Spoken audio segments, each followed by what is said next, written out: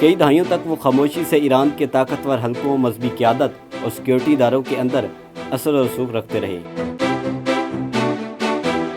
مجتبیٰ خامنائی نے اگرچہ کبھی کوئی بڑا سرکاری عہدہ نہیں سنبھالا اور نہ ہی وہ کسی عوامی انتخاب کے ذریعے اقتدار میں آئے، آنے والے سال ہی یہ طے کریں گے کہ ایران کا یہ نیا سپریم لیڈر تاریخ میں کس کردار کے ساتھ یاد رکھا جائے۔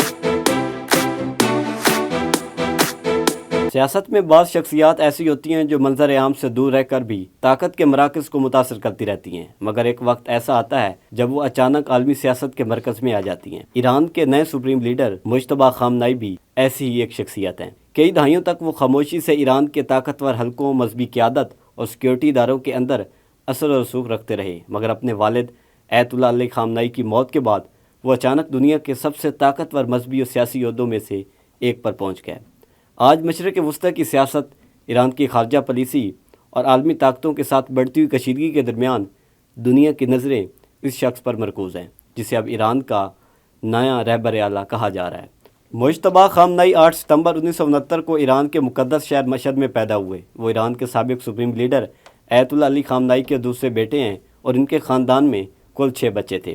ان کا بچپن ایسے ماحول میں گزرا جب ایران میں شاہ محمد رضا پہلوی کی حکومت کے خلاف انقلابی تحریک زور پکڑ رہی تھی اور ان کے والد اس تحریک کے سرگرم رہنماؤں میں شامل تھے۔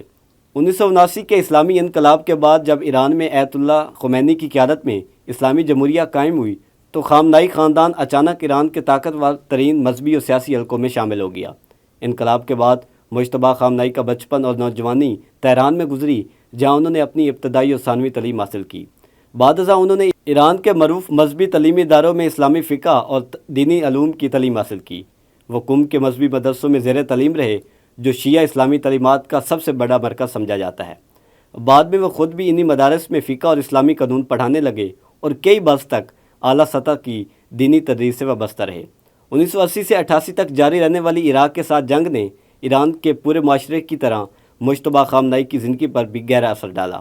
نوجوانی میں انہوں نے اسلامی انقلابی گارڈ کور کے ساتھ وابستگی اختیار کی اور جنگ کے مختلف محاذوں پر خدمات سر انجام دی۔ اس تجربے نے نہ صرف ان کی سیاسی سوچ کو متاثر کیا بلکہ انہیں ایران کے طاقتور فوجی اداروں کے قریب بھی کر دیا۔ یہی وجہ ہے کہ بعد میں انہیں ایران کی انقلابی گارڈ اور بسیج ملیشیا کے ساتھ مضبوط روابط رکھنے والی شخصیت سمجھا جانے لگا۔ وقت کے ساتھ ساتھ مجتبیٰ خامنائی نے اگرچہ کبھی کوئی بڑا سرکاری عہدہ نہیں سنبھالا اور نہ ہی وہ کسی عوامی انتخاب کے ذریعے اقتدار میں آئے، لیکن ایران کے سیاسی نظام کے اندر انہیں ایک انتہائی بااثر مگر پردے کے پیچھے کام کرنے والی شخصیت سمجھا جاتا تھا۔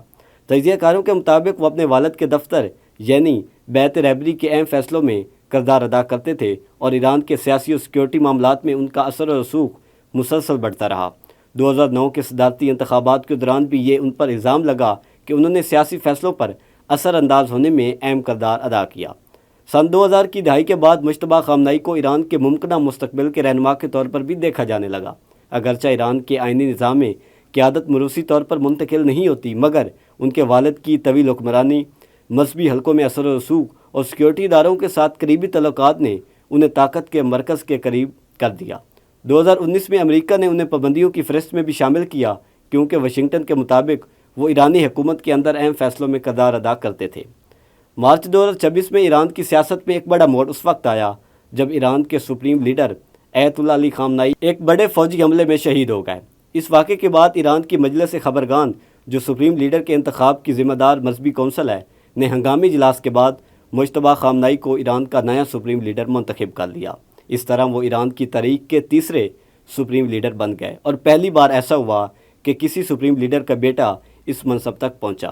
ان کے اقتدار سنبھالنے کے بعد ایران ایک شدید علاقائی بحران میں داخل ہو گیا۔ عالمی میڈیا کے مطابق امریکہ اور اسرائیل کے ساتھ جاری کشیدگی کے دوران ہونے والے حملوں میں ان کے خاندان کے کئی افراد مارے گئے اور خود مجتبیٰ خامنائی کے زخمی ہونے کی اطلاعات بھی سامنے آئیں۔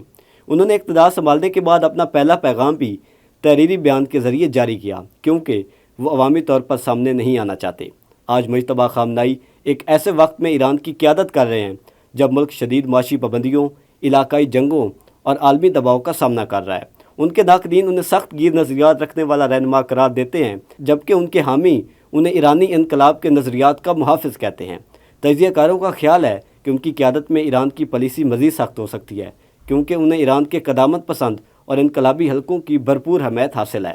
اس وقت پوری دنیا کی نظریں ایران کے نئے رہبر اعلیٰ پر مرکوز ہیں۔ سوال یہ ہے کہ کیا مجتبیٰ خامنہئی اپنے والد کے راستے پر چلتے ہوئے ایران کے موجودہ نظام کو مزید مضبوط کریں گے، یا پھر وہ ایسے فیصلے کریں گے جو مشرق وسطیٰ کی سیاست کا رخ بدل دیں؟ آنے والے سال ہی یہ طے کریں گے کہ ایران کا یہ نیا سپریم لیڈر تاریخ میں کس کردار کے ساتھ یاد رکھا جائے گا۔